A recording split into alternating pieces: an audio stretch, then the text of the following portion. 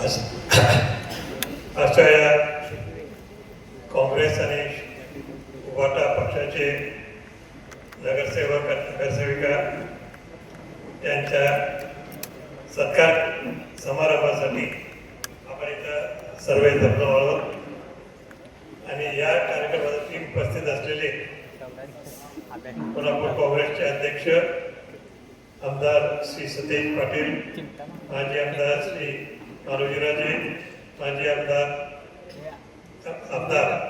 श्री जय तासगावकर, माजी आमदार श्री ऋतुराज पाटील, शहर अध्यक्ष श्री सचिन चव्हाण, आपल्या शहर आणि कोल्हापूर जिल्ह्याचे सर्व काँग्रेसचे पदाधिकारी, त्यात विशेष म्हणजे आपले उच्च मित्र सूर्यकांत बुधियाळकर, बाळासाहेब सरनाईक, श्री आनंद माने, भारती पवार,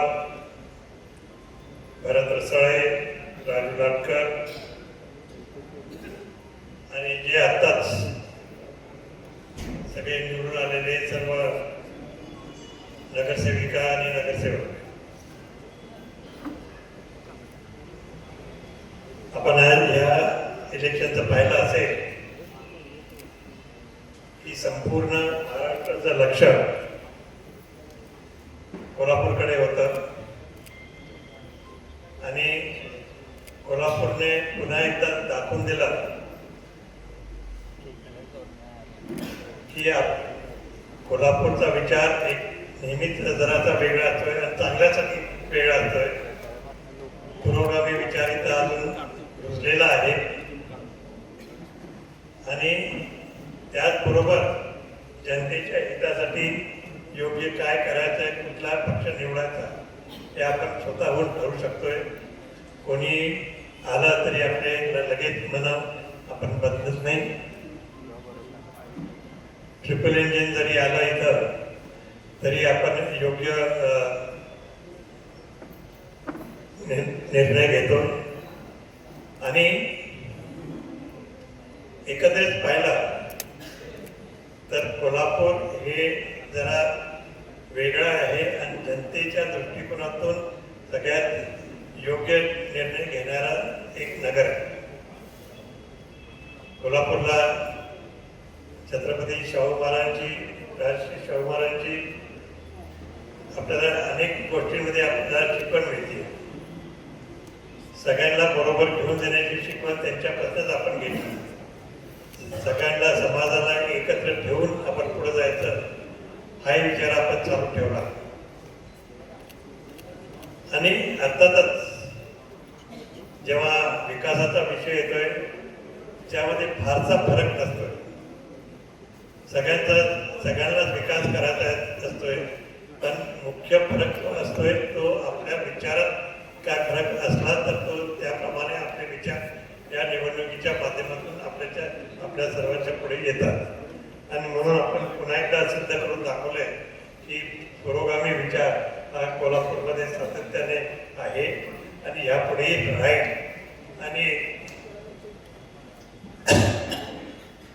आणि एकत्रित पाहिला तर आज जे निवडून आलेले आहेत 16 महिला उत्तरेवाहिनी शिवाय 17 इथं उपस्थित आहेत. नमस्कार. आणि 18 आपले नगरसेवक आहेत. ही काही लहान टीम नाही आहे. 81 मध्ये 35-36 जे आहेत ही मोठी ताकद आहे. हे आपण विसरू शकत नाही.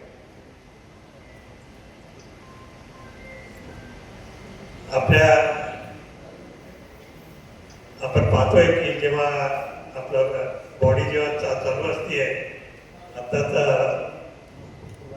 सतेज पाटलांनी सांगितल्याप्रमाणे हा आकडा मोठा आहे आणि याचा एकंदरीतच आपण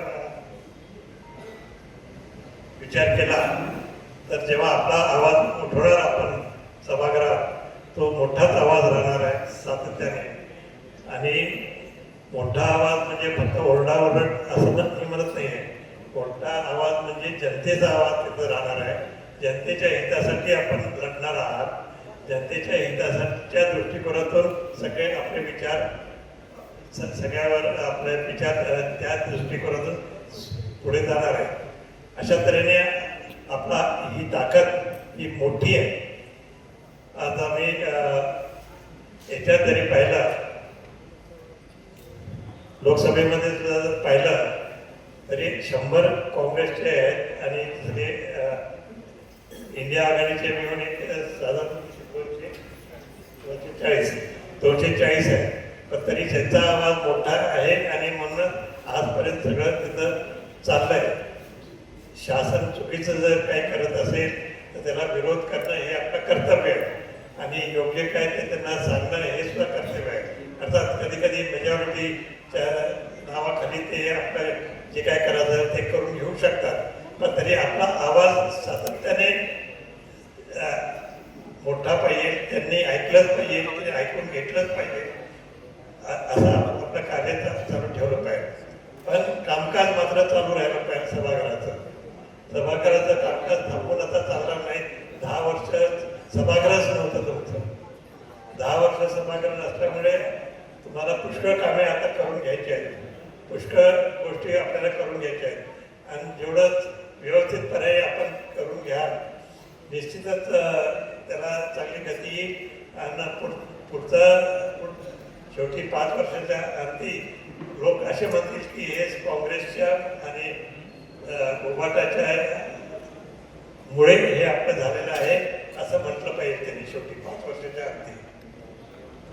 तर आणखीन अर्थातच यांनी जे अनेक प्रश्न ठेवले होते स्त्रियांच्या सहकार्यासाठी, निश्चित या नवीन बॉडीला सुद्धा त्याचा विचार करावा लागेल आणि जास्तीत जास्त योग्य दिशा पकडून आणि स्त्रियांच्यासाठी आणि सर्वांसाठी एकत्रित जर योग्य दिशाच पाहिजे. कारण जेव्हा तुम्ही जनतेचं हित पाहत राहाल आणि स्वतःचं हित बाजूला ठेवाल तरच आपण यशस्वी व्हाल.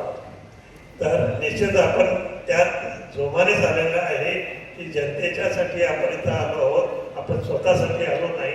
हे आपण स्वतःने लक्षात जर निश्चित बरोबर ठेवलं कायमचं तर निश्चित आपल्यामध्ये आपल्याकडून जास्तीत जास्त चांगलं काम होईल यात काही शंका नाही.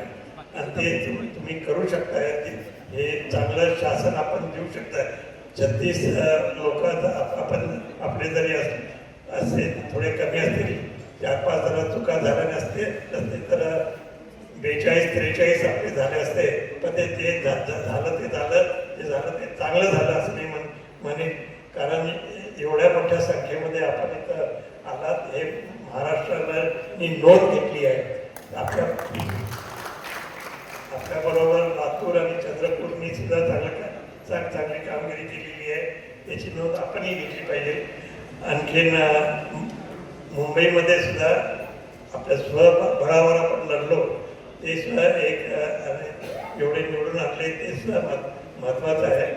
अशा तऱ्हेने सगळ्यांना बरोबर घेऊन सातत्याने आपण राहणार आहोत आणि ही आपली लोकशाही आहे, हे आपण विसरून चालणार नाही, हुकुमशाही नाही, हे सुद्धा लक्षात ठेवलं पाहिजे.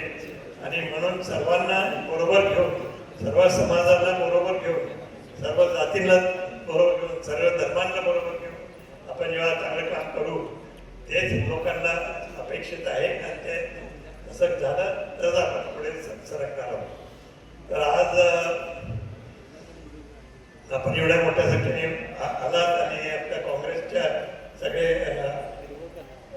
कार्यकर्ते आज इथं उपस्थित आहेत. प्रमुख कार्यकर्ते सगळे कार्यकर्ते आज एका हॉलमध्ये बसू शकत नाही. तर जे कार्यकर्ते ज्यांनी चांगलं काम केलंय त्यांचं सुद्धा या ठिकाणी आपल्याबरोबरच अभिनंदन केलं पाहिजे. त्याचबरोबर जे निवडून आले नाही पण त्यांची कामगिरी चांगली झाली त्यांनाही सुद्धा आपण विसरून चालणार नाही. आणि ज्यांना काही ठिकाणी तिकीटं ज्यांना बरोबर मिळाले नसतील त्यांनी सुद्धा लक्षात ठेवून आपल्या बरोबर राहू दिलं पाहिजे. त्यांना मोकळं सोडून उपयोग नाही आहे. त्यांना दुसऱ्या पक्षामध्ये जायची संधी त्यांना मिळू नये. त्या आपण त्यांना आपल्यातच ठेवून घेतलं पाहिजे. अशी काही मंडळी आपल्याला मिळतील आणि ह्या सगळ्यांनी मिळून जे कार्य आज केलेलं आहे, बंटी पाटलांच्या नेतृत्वाखाली कोल्हापूर जिल्ह्याने चांगली मुसंडी मारली आहे. त्यांना वाघ म्हणून त्यांना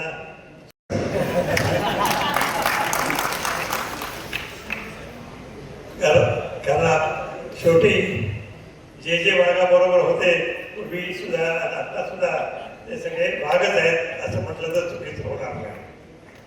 तर इतर ठिकाणी सुद्धा आपल्याला जसं मुंबईमध्ये सुद्धा उभाटाने चांगली कामगिरी दाखवली आहे, त्याचं सुद्धा या प्रसंगी अभिनंदन केलं तर चुकीचं होणार नाही. अर्थातच संपूर्ण महाराष्ट्राने जो करून दिला आहे तो आपण मान्य केला पाहिजे आणि मान्य केलं पाहिजे म्हणजे आता त्यांना संधी मिळालेली आहे. जास्तीत जास्त चांगलं काम या करतील अशी आपली अपेक्षा तर ठेवलीच पाहिजे, पण त्याच्याकडनं तसं चांगलं काम करून घेतलं पाहिजे. त्याच्यावर दबाव राहायला पाहिजे चांगलं काम करण्यासाठी. म्हणजे आपल्यावर नाही, सत्ताधाऱ्यांवर दबाव असला पाहिजे की चांगलं काम झालंच पाहिजे. नाही तर आपण त्याचा विचार केला पाहिजे की पुढं काय करायचं काय नाही करायचं. अशा तऱ्हेने त्यांना गप बसून कुठेही सांगणार नाही. पुढचे 5 वर्ष हे महत्वाचे ठरणार आहे. 5 वर्षानंतर पुढची दिशा काय असेल ही आज जरी सांगता आले नाही तरी 5 वर्षाच्या अंती आपल्याला निश्चितपणे ठरवता येईल की पुढची दिशा काय आणि ती योग्य दिशा असेल, पुरोगामी दिशा असेल असा आम्हाला खात्री आहे.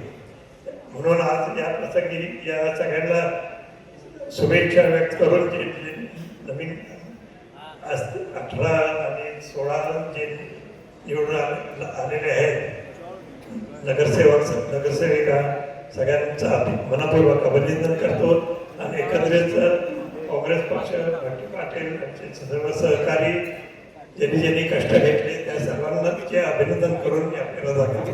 जय हिंद, जय महाराष्ट्र. लोकशाही मराठी ऐका, पहा, जागरूक रहा.